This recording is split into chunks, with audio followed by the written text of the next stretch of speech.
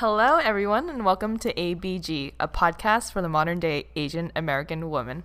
My name is Helen. I'm Janet. And it's Mel.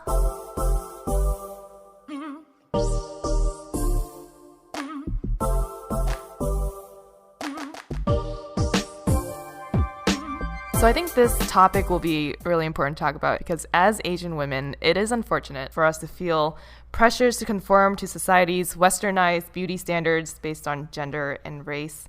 From the shade of our skin to the size of our eyes, we are scrutinized for having what we have instead of being told that we are beautiful and that we are enough. So we wanted to take this episode to talk through our experience in dealing with Asian beauty and the standards imposed upon us since we've been sort of living through it for the past 20 to 30 years. Yep. Yes. So maybe I can start by asking, when do you guys think it all started where maybe you recognize that you did have some sort of a beauty standard that was imposed upon you? Maybe it was back when you were younger with family or with friends, people you hung out with. Well, I think all of us growing up with an Asian cultural background, but also in America and in Western culture means that we had kind of like mixed messages, right? So for me, I grew up in Orange County and it was predominantly white. So I always kind of just assumed that I wasn't like beautiful. Not that I was ugly, but like, you know, I looked at the girls and the image of like what pretty is and what like feminine is, and I never like, I just naturally didn't fit that, and I didn't think like twice about it. But I think, and also for me, like going into college is when I was introduced to more Asian American women, and I started to learn about some of these ideals or standards, like having lighter skin was supposed to be attractive. I never knew that growing up. You know, being Orange County, like everyone else was already light skinned. And my mom put my sister and I in like swimming lessons when we were younger, so we were always like really active and tan.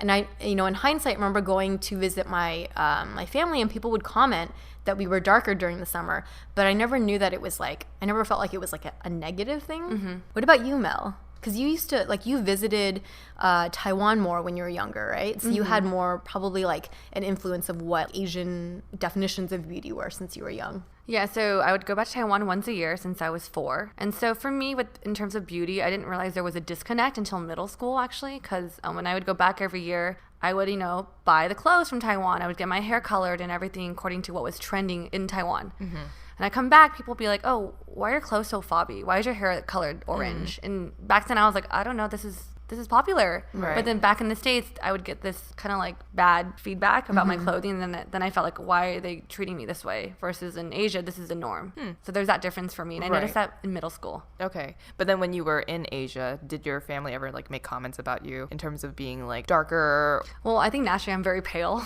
So Asian standards, like being pale and light skin is a good thing. Yeah, it's like beautiful. It's beautiful to them. And so I never got any negative comments about my skin, but did you actually get positive comments then? Did they always compliment you on that? And then that registered in your brain like, this is beautiful, this is good, this is this is like a strength that I have. Yeah, I mean, they were just like, oh, your skin's really great, like you have no pimples and it's really white. And so I'm like, okay, cool, like this is the norm. But then coming to the States, they're like, you're so pale, you're a ghost. And I'm like, oh shit, do I need a tan? Right? There's like this, like, I feel like I'm always going back and forth with what's pretty in Asia and what's pretty here. Right. When I started feeling like, oh, I have to look a certain way is when you're interacting with like family, like family friends, or when I go like to China to visit my extended family, they'll comment and say like, oh, they would say like, oh, you're so dark, or oh, last time I saw you, you were so much like skinnier. Oh, yeah. And that's usually the second comment that comes after like hello. Yep. Oh my God. Yeah, it is so very immediate. Abrupt, and it's just like, whoa, okay, hi to you too. Yeah. I don't like you anymore. But that's probably the first time I felt like, oh, I have to be thinner. So the first time I visited was probably like 7 or 8. And then the second time was probably around like 12 or 13. And by them saying like, oh, you look like you got fatter, I'm like, no, like I'm growing. I'm a child. Yeah, it's supposed to be bigger. Right? But I think from that point on, I started becoming more like aware of my size and color. Did you guys ever have the experience, I feel like this is pretty common in Asian culture, maybe it's specifically Chinese, but you're either like too fat or too thin. Because growing up, like I was a little bit scrawnier, and so there were periods where I would get a lot of like, oh, you're not eating, or oh, you look sickly. But then you grow up and you go through puberty, and they're like, oh, you're getting a little chubby, and then you're just like, what? There's like no perfect balance. Right.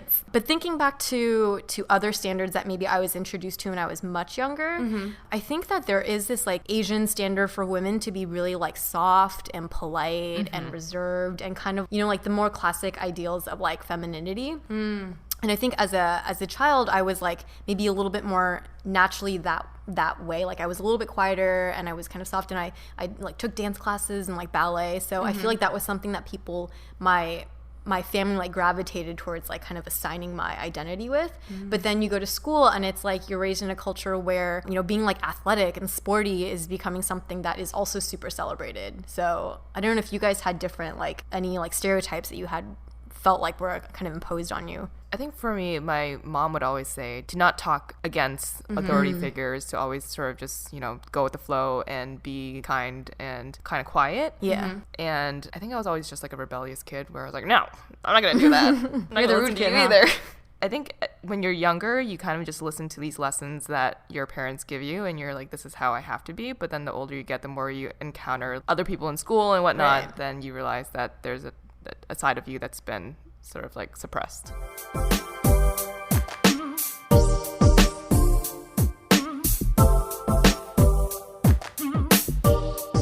So I think a lot of our inspiration, or where we get our beauty standards from, really comes from media. Yeah, very true. When you guys were younger, growing up, who were your beauty icons? Well, I used to watch a lot of TV, and for any of those 90s children out there, Seventh Heaven was a show that I liked a lot. And I remember always really liking Jessica Biel, because she was this kind of like natural big sister type, and she was much more sporty. And I'm not like a super athletic person, but I appreciated that she kind of had that strength about her character, and that like physically she also had that, right? Like she's very active and she doesn't wear like tons of makeup. So I kind of felt like that was, for me, someone that I looked up to when I was younger. I think for me, since I went to Asia so much as a kid, I loved Jolin Tsai. She's like this Taiwanese pop star. Because I feel like, back in the day, I resonated more with the Asian media. That's all I watched, actually. And so for her, seeing like an Asian girl being sexy, like dominating the stage, being successful, that was something for me I really looked up to. How do you think that's impacted your outlook of beauty for yourself then, or what you prefer? Well, for me at that time, because I grew up in Taiwan, just from going back so much, I wanted the colored hair. I wanted the type of clothing she was wearing, because that was in fashion then, but that was in fashion for Taiwan. So that's why I had that disconnect when I would come back home and then wear it, and then people are like, what are you wearing? Why is your hair that like that? And I'm just like, I don't know, this is popular. This right. You guys, this looks really good. Trust me, it looks good in Taiwan. So would you switch it back then? You would dye your hair black? Well, then I would just change my clothing, because at that point my hair is, I can't do anything about my hair. Yeah. And I would just switch back to like mixing American clothing with my Asian clothing. Like I think when I was younger I didn't care as much, but as I got older I definitely saw myself leaning towards the like American side of fashion. So I think a lot of different standards for Asian beauty, I mean, the most popular ones are like having very white, pale skin, and also just being thinner. Plastic surgery is also associated with even like face shaving or getting your nose like more pointy. Yeah. Having kind of more of like almost like a cutesy, what is the face shape? It's like more heart shape that they like, right? Ovally? I don't know. But I think for me, like back when I was younger, I wasn't only aware of plastic surgery. Like I didn't think that my idols had plastic surgery. I thought that's how they looked like. But maybe more, so were there particular features? Like, does she have really big eyes? She did. She had big eyes. But I don't know, for me, like even though like I have tiny eyes, I never thought I'm going to get plastic surgery to look like her. But did you see that as like more beautiful? You know, it's weird. I feel like growing up in America, you're taught to love yourself and your body, and I think it's weird because like I love my body and love how I look, but I still thought she was beautiful, and because of these certain features. But I never wanted those features on myself, because I feel like that is the American standard, is to love yourself. I feel like that influenced how I kind of viewed everything in terms of beauty and me and her. That is actually a really interesting point. I think that the generation that we grew up with, it was about embracing like your individuality and like however you are, and it is a little bit conflicting with if you're raised in like Asian culture. It's a little bit more like conform. Yes, they're not as like celebrate exactly how you are. It's like, this is the standard, this is what you should aim for. Yeah. But that can be kind of confusing for you when you're growing up, right? Like you're being pulled in multiple. Yeah. Like even today when I see girls and like I see girls are beautiful, big eyes, the beautiful body, the perfect hair. I'm like, I can see why guys think you're so attractive because I think you're beautiful. A part of me is like, damn, that's not fair. You have everything. You're beautiful. But part of me isn't like, I want to be you because it's just, I don't know. It's like not how you were taught. No, I was just, it's so ingrained in me just to be me that I'm never like, man, fuck you look good, but I want to be you kind of type of persona. I think that's great. I think that's the mentality that if all girls could be taught that growing up, then there wouldn't be so many like issues. What about you, Helen? Yeah. Well, I think for me growing up, I would say that a lot of my beauty icons were also sort of just the friends that you're surrounded with, right? So it's like, oh, they have this like cool shirt. Like I want that cool shirt. But at the same time, my favorite show was Fresh Prince. Oh yeah. And so good. Hillary, I thought she was beautiful. She's gorgeous. She is. As much as she's a ditz, she was my beauty icon growing up. And even like Aaliyah and like TLC. But what about their beauty that you felt they were beautiful? Well, I feel like Hillary's character was very like Confident. Yeah, confident, but also like she held glamour, like feminine glamour well. Like she always had her hair done really well. She did like makeup and that kind of stuff. Yeah. So that is very Yeah. Like, is that something that you... So maybe it's not much beauty, but it's more having that personality of like confidence is what I was attracted to. And maybe also, I don't know if this is directly related or not, but not worrying about having like pale skin as much as my family would say like, oh, you're so dark. It's like, I don't care. I think that's beautiful to me. Right. I agree. So maybe there was some influence there from both childhood friends and from television. Yeah. Isn't that crazy how your family could be saying these things? Like, oh, make sure your skin is light. Like, growing up for me, I remember I used to share a room with my grandma. And every time before we sleep, she'll spend an hour in the restroom putting on like 5,000 creams on her face. Whitening creams. Yeah, and That's it a didn't, thing. Yeah. for me, it's just like, oh my gosh, she takes forever in the bathroom. But looking back now, man, she put a lot of creams to like maintain that standard of Asian beauty and skin. Right. And I feel like as I get older, that's something that I'm more mindful of. Is that something that your mom pushes on a lot to make sure you're taking care of your skin? My mom doesn't care, actually. My grandma's the one that really cared about like okay. skincare. But I think as I get older, a lot of my peers really care about skincare. Like what's the latest trend about Korean beauty products? Face mask. Yeah. Like 20-step processes Yeah. before bed every night. Exactly. I definitely I buy products here and there now because as you get older, you want to maintain the Asian skin, right? Right. And I think for people who are listening and who have not heard about that before, that's actually a huge thing, just to have very like fair white skin, whether it's associated with having class and wealth and not being a blue collar worker and like working out in the fields and not getting tan. That might be a part of it. But in Asian countries, if you go to like a 7-Eleven, you'll find skin whitening creams and like SPF that's over 100. Like, what does that even mean, right? True. But yeah, I remember when I was younger, I would see my aunt, and she still does this. She would have that arm sleeve just on her left arm for when she's driving, so that when the sun comes into her car, she doesn't get tan on the left side. And then she also wears this like huge visor to cover her face. Well, they're in style now, the visor. That's true. No, I have a similar story too because it's always my grandma. Maybe because she's like the most traditional person in my family. She used to always drop me off at the bus stop in elementary school, and I'd be so embarrassed because she'd be wearing like this cartoon bunny like design sleeve cover and this like hat with this covering that didn't even match her arm sleeves, and then she's wearing a sweater, and it'd be freaking like 80 degrees out. So it's all to protect herself from tanning. Exactly. To keep her skin fair. And I would be so embarrassed to be standing there. I'm like, oh my god, she looks like she's going to a Halloween store. But that's what she wore. Did you guys have contrasting, like, because in like Western culture, being tan is beautiful, right? So I don't know, like for me, I always had like my mom also was very into skincare, and to this day, every time I see her, she's like, "Are you putting on your night cream? Are you doing this?" But she never really pushed the like light skin aspect. And I think growing up in Orange County, where a lot of people like sports are really big, and like people go out and you're in the sun a lot, like I always believed that being tan was beautiful. And I remember Coco Chanel was the first in like the 1920s. She was out on a cruise and she got tan accidentally, and she was a beauty icon. So when people saw that she was tan, I think from that point on, a lot of Americans wanted to be tan. I think being tan gets associated with that. So we need someone like Fan Bingbing or Angela Baby or whoever to get on a cruise boat and get dark. That's so true. Well, actually, even like in K-pop, because I'm a big K-pop fan, there's like a lot of the girls are really pale, but there's like what's her name? Hyorin from Sister. She's like more tan and she's more of a like she has more curves and she's beautiful. And I feel like she's setting a certain different type of beauty standards there, which I think is great. Yeah. So I think for me, I was influenced more by Black culture, and then Mel, it sounds like you were more influenced by like Taiwanese and the pop K-pop life. Very much so. Janet, I know you mentioned Jessica Biel. How's that shaped your standards of beauty? Well, I think, I mean, she like didn't wear a lot of makeup, and it was more simple. So I feel like I've definitely adopted that. Like even though I was I danced in studios a lot when I was younger, and we would do like stage makeup, but I always separated that in my mind as like performance. And I didn't really like my day to day. I always like things to be very simple and very clean.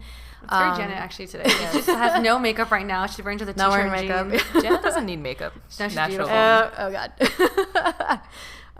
She's But blushing. my brows need to be done right now, actually. You're fine. But I have an appointment after this. It's okay.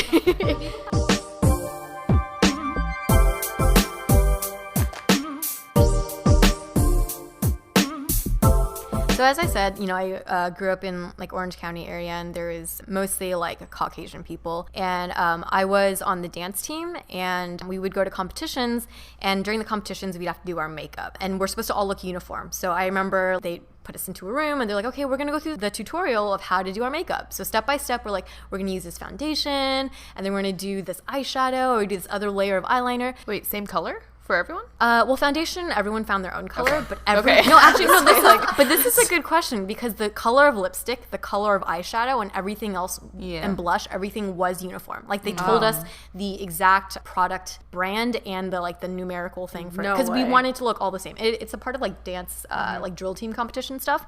But I'm like, okay. I mean, there were other ethnic girls on the team, but like we were probably, I don't know, like 1/8 of the team, and most everyone else was blonde-haired, blue-eyed, or brown-eyed, or whatever.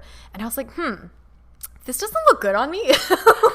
But it looked good on them. But it looks good on them. Yeah. So I was like, ooh, I need to how do I alter this to work with my eye shape, but then still remain in the standards so that we all look uniform, right? But that's the topic of like eyes for Asian people is really, really big. And I grew up alternating between like monolid and then having somewhat of a fold. It was kind of like funky. So I always had to kind of like figure out how to do my makeup in a way where it would make my eyes look even, but then also blend in with everyone else, but then also look like I have eyes.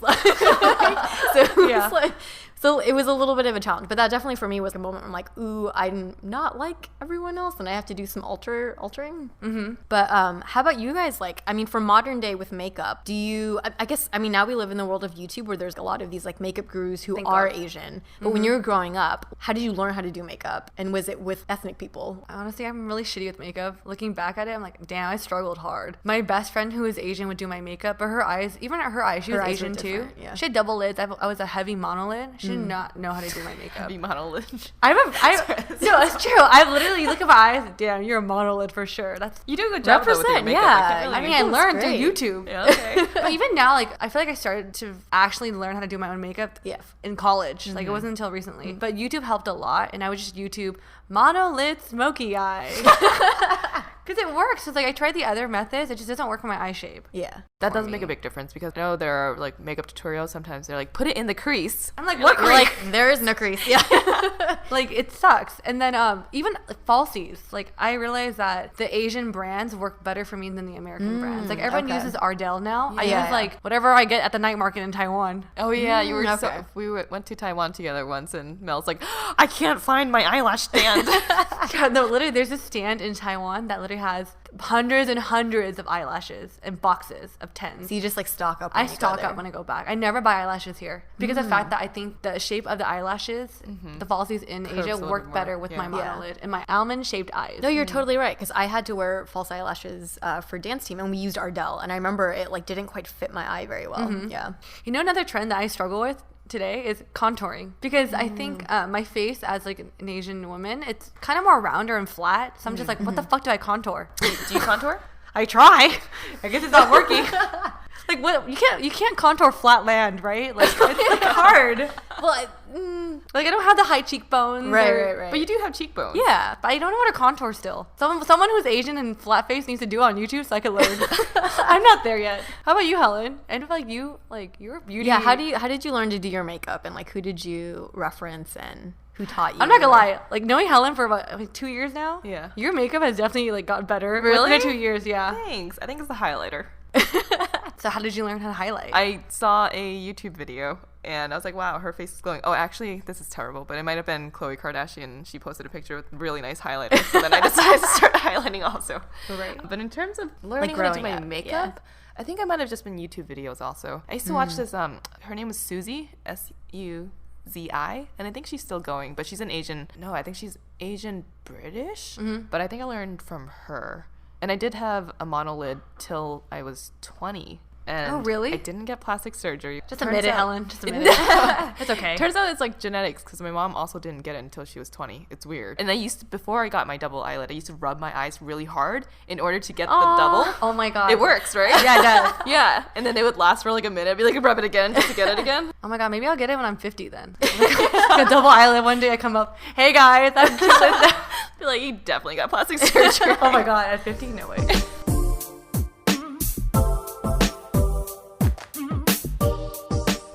So is there anything that you guys today look at your face or anywhere else in your body that you would alter? I think when I was younger, maybe going through like puberty, I never had the bridge on my nose. That was what I was going to say. Yeah, exactly. When I was younger, my family would like squeeze the bridge. Yeah, my family. Really? To like what, mold my bones? I don't know. I don't know where they were going with that. Because I couldn't wear certain glasses. Yeah. I had to get the glasses with a cushion, and they were like the nerdier looking ones. The struggle is real with that. So Mel, you probably don't have this experience because you don't wear glasses, no. right? Yeah. So Helen, we're on the same page, like the bridge thing, because whenever I would try to go to Lens Crafters, I'm like, they don't make glasses for Asian people. Yeah, it's a real thing. But now I think I've accepted it. I feel like I have like a little button nose. Like, sure, I'm fine with it now. But I do still contour. So contouring in between like your eyes, right along like the sides of your nose, it enhances that bridge shape that I don't have. That's flat. So it's flat. So I'm contouring a flat surface. Okay, so there is hope for me then. There's hope. I'll try. But in terms of plastic surgery, I never wanted to. I don't think it's a bad thing if you want to get plastic surgery. It's all, you do you. Right. But for me, I just feel like I'm happy with what I have, and it is what it is. Yeah. I felt like I would be kind of scared to alter things. Because like I said, sometimes I would have like one monolid and one not. And my aunt was kind of like, you should just tape it, even it out, or like get surgery or something. And I was like, oh, but what? Then I'll look different. I won't look like me. And then it felt like too permanent of a change. But what about, like it's a pretty popular topic that they say Asian women tend to be more like flat-chested. Is that something that you guys confronted? I mean, I feel like growing up, I would struggle being flat-chested. Yeah. Like, I hated it. I would joke around saying like, I'm not even an A cup. I'm nearly an A, And even in high school, I remember this guy made fun of me. He was like, hey, Mel, mosquito bites. What? Oh my God. Where is that boy? I don't know, little fucking bitch. But like having comments, like having people say that to you, you're like, shit, like that. Yeah. People actually notice I have no tits. Now, I remember when I was in 7th grade, I used to wear the bras that are totally just like shaped out already. I have a picture. Padded? Yeah, Push-up like, bras? like not even padded. Like a it was pillow just on like your boobs? hollow on the inside where a boob should be. Like the super hard bras. And I remember I have a picture like of it, and it just looks so ridiculous because my body was not shaped that way along with the bra, and I wore that for like a year probably. I think all of us have like an extra padded bra though. It's like a thing. Yeah. Right. Have you guys thought about getting like boob jobs though? I liked feeling like I had less boobs. I Am don't know totally if it was like an Janet's athletic boobs right now. Oh, do you have boobs, Janet? I can't tell. You're so I have like dressed. a B cup, so I'm not. It's like really? not super small, not super big, but but I felt like I liked the more athletic look. Yeah, so I never had any desire for that. But I know a lot of like my family and my friends, my cousins and stuff like that. That was like a big struggle for them with the like the flat chested thing. And I think nowadays there are a lot of the Wonder Cup bras, and it's just there's a lot of things you can do to enhance the boobs. Like that thing going around on Instagram right now where it's like a sticky bra, but then you can pull it in the middle. That was so much fun. Yeah. It's like a boost. I actually would just want to buy it to play with it and not even really wear it, Please, you'll be wearing it all the time.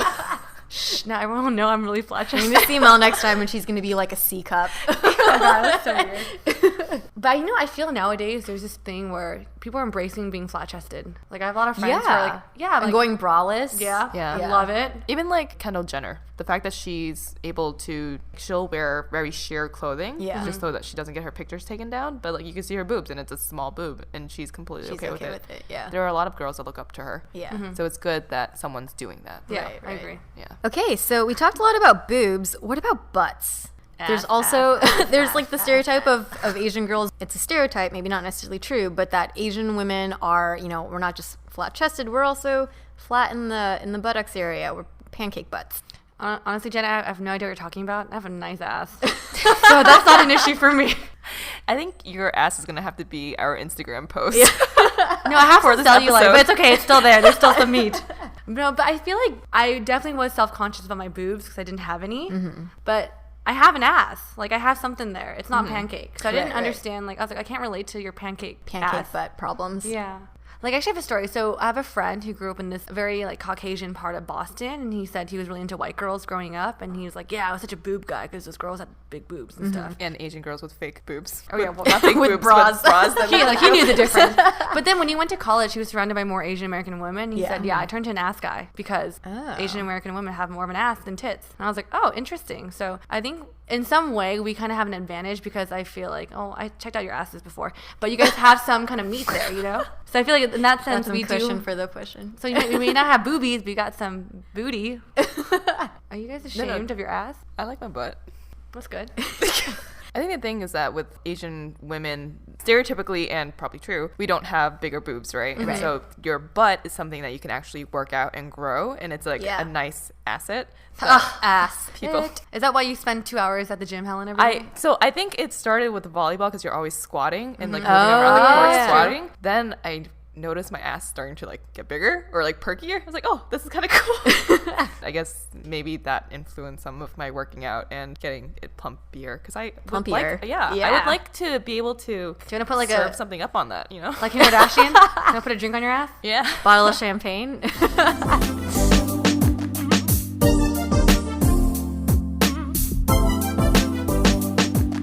We talked a lot today about how we grew up, with dual cultural backgrounds. Our Asian cultures taught us certain ideals of beauty, but then we grew up in the Western culture with sometimes directly conflicting ideals of beauty. And to Mel's point, I think that kind of helps you realize or come to the conclusion that there's like really... There's no answer. There's no, there's no right definition of beauty. There isn't one that's more or less. It's just like everyone is really different. And I think that because we've been exposed to like dual definitions, it's easier to be, to have the conclusion that Mel did, which is like, this person's beautiful and is great. And I don't look like her, but that's okay. I'm beautiful too. Yeah, and I think Asian Americans in mainstream media, there's still not a lot of representation. Most Asian women are made to have that cookie cutter look. But what's great is that nowadays, social media has given us that ability for anyone not approved by Hollywood standards to make a video, right? So now there's a more diverse array of ethnicities, body types, body sizes, which is great, especially for the younger generation. I think Helen brings up a good point. Girls, keep in mind, there's a lot of girls we follow on Instagram that, I even follow and we look up to, but, don't let that be the definition of beauty for this generation. You guys could set your own standards by embracing yourself and your beauty, and you could be someone that the new generation could look up to in the future. That sounds corny, but you know what? That's the fucking truth. Right? Yes, exactly. Yeah, so true. So thanks so much for listening in again. If you guys have any comments you want to leave us or additional questions that you didn't feel like we addressed, write us at asianbossgirl@gmail.com. Check us out on our website, asianbossgirl.com. We're also all over the internets, social media, and we'll catch you on the next episode. Bye, ladies. See you guys next time. Stay beautiful.